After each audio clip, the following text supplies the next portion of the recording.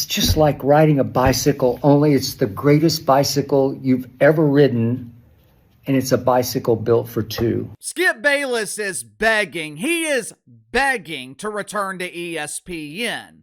For those that don't know, last Friday, Skip Bayless reunited with Stephen A. Smith for the first time in 10 years. Reunited and it feels so good. 2016, Skip Bayless filed for divorce. He decided that he no longer wanted to work at ESPN. He no longer wanted to be in a bromance with Stephen A. Smith. At the time, Fox Sports was launching FS1. Skip Bayless thought that he was a big enough star that he would elevate a startup network and have it competing with ESPN.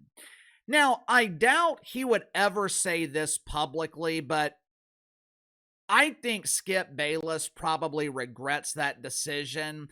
In terms of mainstream exposure, it was arguably the biggest mistake that Skip Bayless made in his career. Although he was good with Shannon Sharpe, hey, it's me, Shay Shay! Undisputed never really matched the success of First Take. It never came close. With Skip Bayless, you have got to have the ability to not take things personally. And Shannon Sharpe, who is known to be overly emotional, he didn't really have the ability, especially towards the end, to separate the show from real life. Plus, Skip Bayless never had the chemistry with Shannon Sharpe that he did with Stephen A. Smith. I'll be honest with you. I thought First Take with Skip and Stephen A. I thought it was excellent last Friday. Show has gotten stale. Every show on ESPN right now is growing in the ratings except for First Take. The show has devolved into a collection of grown men and unknown women who plead for the validation of Stephen A. Smith. They agree with everything he says, and the show is boring. And a long-term reunion between Stephen A. Smith and Skip Bayless, it could be exactly what ESPN needs.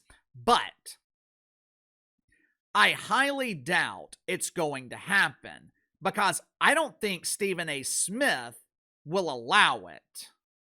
Make sure to like and subscribe. You can follow me on Twitter at KC_BTL84. Link to the main channels in the description below. Like I told you guys last week on the main channel, I don't think Stephen A. Smith is fully committed to First Take.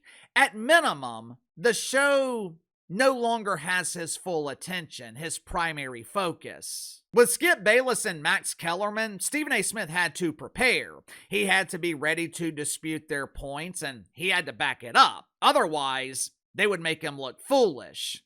Today, he's got a rotating panel of so-called experts who all do the heavy lifting. Stephen A. Smith makes a point or two or goes off about the Knicks, then he kind of fades into the background. Earlier this week, Skip Bayless released a 30-minute video reminiscing about the good old days. I miss being in the mainstream spotlight. I miss my friend Stevie. Please, please hire me back. You owe me one, Stevie. I literally saved your career.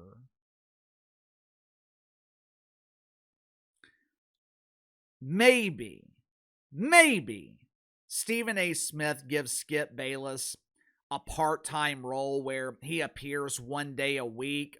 But with Stephen A. Smith venturing into politics, with Stephen A. having 2 shows every week on Sirius XM, 3 shows he does every week on his YouTube channels, I don't think he's got the time to prepare to debate Skip Bayless 5 mornings a week. Because you know Skip Bayless is going to be over-prepared. You know, I feel bad for Skip Bayless. During his half-hour plea to ESPN for a job, Skip Bayless said something to the effect of that his tenure on First Take was more important to him than his family. Now, it's not the first time that he's admitted this publicly. Skip Bayless has proudly claimed in the past that his career has always been his top priority. His lovely wife, Ernestine, she's a distant second. When you do this for a living, And obviously, I am nowhere near the level of Skip Bayless, but when you do this for a living, it's easy for this to become a large part of your identity.